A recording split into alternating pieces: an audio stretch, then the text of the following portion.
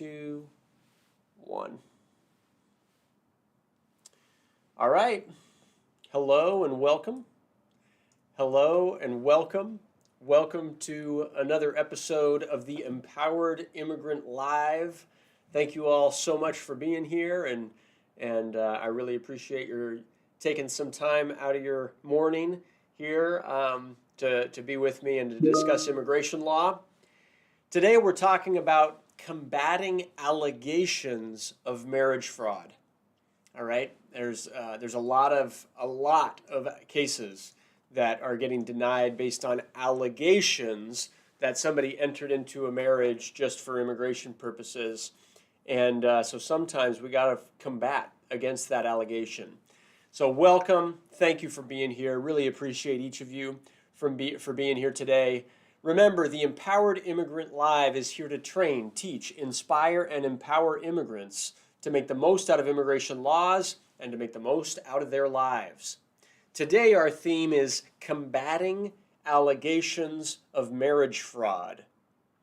And my question for you is, do you want to get a green card? Do you want to apply for asylum? Do you want to apply for a U visa or VAWA or some kind of immigration benefit?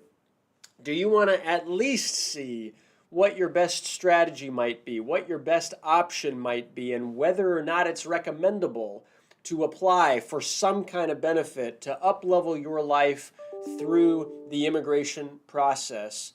Because if so, go for it, and I'd love to help you with it. And my firm is on a mission to win 10,000 cases in the next 10 years, and we would love for your case to be one of them. All right? So thank you so much for being here, and welcome to the Empowered Immigrant Live. My name is Otis Landerholm. I'm a certified specialist in immigration nationality law. I'm also the founding attorney here at Landerholm Immigration, A.P.C, where we fight for your American dream. Really appreciate your coming in and joining us live this Tuesday morning. We're filming here. It's the 19th of August of 2025. And lots of things are happening, folks. Lots of things are happening, right? So the One Big Beautiful Bill Act was signed into law. They've given ICE all kinds of more money to build and grow and construct new detention centers and to hire new employees. I read yesterday that they're giving people $50,000 signing bonuses just to join ICE right now. I'm not sure if I saw that on a reputable source or not. I was scrolling through Instagram and I saw that. I was like, that's crazy. It's crazy. And but don't believe everything you read on Instagram either, you know. So, but nevertheless, ICE is building, right? And they are detaining people, and it really is awful out there in the world of immigration law. What bothers me most is that there are people in this country and in other countries right now who view immigrants, who believe that immigrants are a problem, who view immigrants as bad for a country or for society. And the truth is the opposite of that. All right? The truth is we would so much rather be a country where people want to immigrate to. Right? Like the fact that we have immigrants is a good sign. It's a good thing. It's a contribution to a society, not some kind of problem that needs to be dealt with. All right? And our current president, our current administration, people who are supporting the efforts of our current president and our current administration have forgotten that, or at least seem to have forgotten that. And their actions against immigrants are getting it wrong, folks. They're getting it wrong. Like, immigrants are an enormous benefit to a society. They are not a problem. We don't need to deport every person that is from a different country. That's false thinking. All right? And so it's really unfortunate, the environment that we're in and the stigma that we're placing on immigrants. And we're not talking illegal immigrants, right? Thousands of people are being put into deportation proceedings who arrived legally, right? And so we gotta know that, and we gotta change the narrative, and we gotta explain what really is going on, and we gotta start recognizing the value of human beings. All right, like people that come from other cultures and other places actually provide an enormous benefit, an enormous contribution to the society that they go to, not just the United States, to whatever society they go to. All right, including the United States. And we got to recognize this, folks. Our political leaders need to recognize this, right? But immigrants need to recognize what's going on as well. And I know you do if you're here and if you're following everything that's happening in the world. I know you do recognize it. Like there's lots of changes that are happening within the immigration system, and the risks are increasing, and the amount of denials are increasing, and the amount of allegations that the government is putting on people and on cases are increasing, right? They're pushing back on little things that just a couple years ago, just 1 year ago, would have been approved. All right, and people are being sent to immigration court more and more, and people are being detained more and more. And it's like we got to be aware, and we got to fight back, and we got to prepare. All right, so marriage fraud. I was meeting with a gentleman just yesterday who is now facing deportation in immigration court. He came to my office. I'd never met him before, and I was sitting down with him yesterday, and I'm looking at his notice to appear, and one of the allegations in his notice to appear is that he married a person solely for immigration benefits. And I was talking to him about that. It's like, you guys lived together for 2.5 years.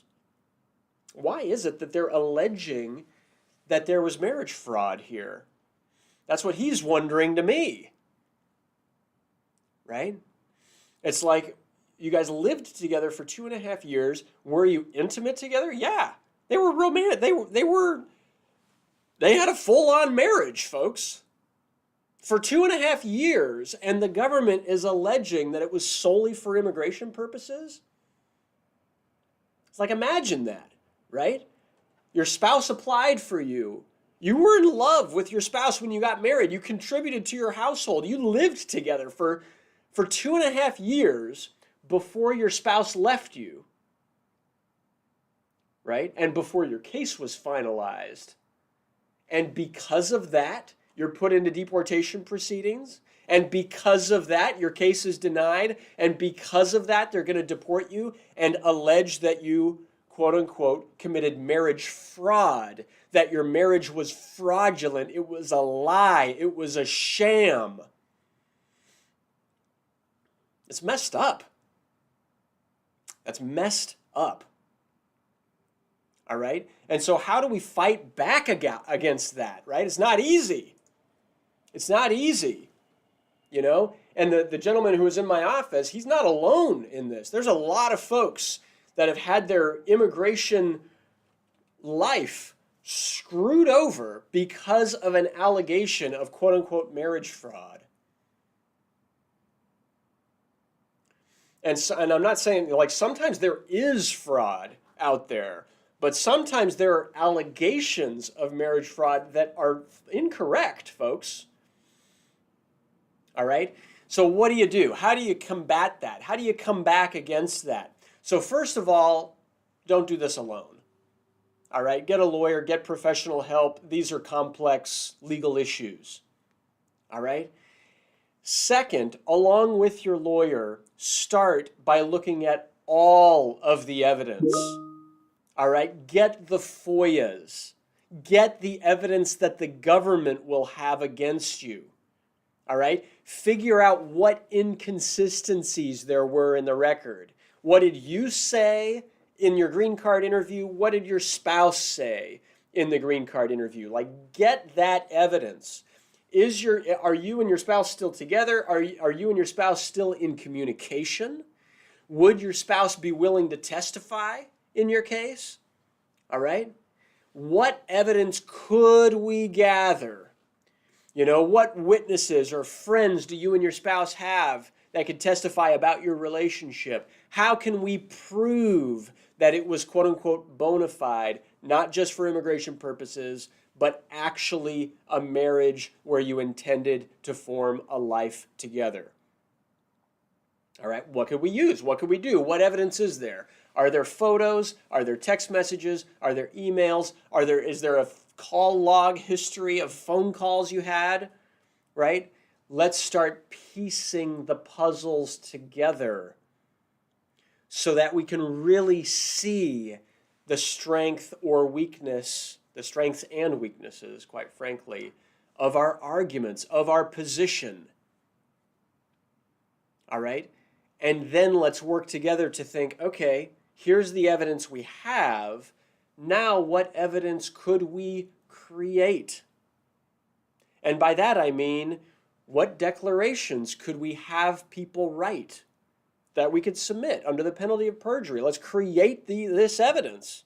And you got to know that if you're submitting something like that to court, that person might need to testify, all right, about what they're declaring. Like, it's got to be true. It's got to be accurate. All right? And we get started building the case. The best advice, if you're going through a case like this, is you want to assess the risks involved. You want to understand, all right? You want to understand that just because the government alleges that there was marriage fraud, it does not mean that they are correct. You can fight back about that. All right? The best advice is to get good advice. Get clarity. Understand your options. Get good advice and get good counsel on how to navigate this issue, and then, and then fight about it. Don't roll over and just admit to that allegation in immigration court, because it has enormous consequences for the rest of your case. That's what I wanted to share today. I hope that's useful. I hope it's helpful. I do want to open it up for questions, all right? So if you have questions about your case, whether it's about marriage fraud or whether it's about whatever, feel free to submit your questions. I'll do my best to answer it right here, right now, live. And thank you so much for being here. All right, my name's Otis Landerholm, and I'm the founding attorney here at Landerholm Immigration A.P.C., where we fight for your American dream. I believe in immigrants, and I'm here to defend and fight for the rights of immigrants. All right, and so thank you so much for being here. Let's get into whatever questions are out there. Let me see. Let's see, Isaac de los Santos. You say, hola, saludos desde Atixco, Puebla, Mexico. All right, saludos. Thank you so much for being here. Bienvenido. I don't see that we've gotten, okay, I see a couple questions have come in here on TikTok. Thanks for those who are here on TikTok. Let's see, obtaining a FOIA lets immigration know that we are investigating our case, question mark. When you request FOIAs, it's a great question. I get this question all the time, like how much risk is there of requesting your FOIAs, all right? And let me tell you, I've requested thousands of FOIAs for people, and I'm very careful. And in my office, we are very careful about how we request the FOIAs, all right? People can request FOIAs whether you're in the United States. People can request FOIAs whether you're outside the United States. In my office, we do everything directly to and from the government from my office, all right? So records would never go to your house, all right? You're investigating your case, yes. Immigration can see that you're investigating your case, yes, if they even know to look for that. But it does not mean that it does not like have a negative consequence for you. All the contrary. If anyone is in immigration court facing removal proceedings, the important and it's like the most critical first step is to request all of the FOIAs so you know what the government has. All right, you want to go in with open eyes, right? So that you don't have surprises. You do not want surprises against you in immigration court. All right. I don't see any other questions. Have I missed some? I'm scrolling through here. Lots of great people here joining us live this morning. Thank you all very much for being here. Let's see. Enrod, I see your question here. You say obtaining a FOIA lets immigration know we are investigating your case. Okay, I just answered that one. All right. So I guess that's it. I think that we answered the questions that are there. So thank you all so much for being here. Really appreciate you. If this topic was useful, if it was helpful, hey, please take a moment and go to YouTube and hit the subscribe button. All right. We love our subscribers on YouTube. When you do that, if you can hit the notifications bell, you can receive a notification whenever we upload an additional video, additional information, updates about immigration law, etc.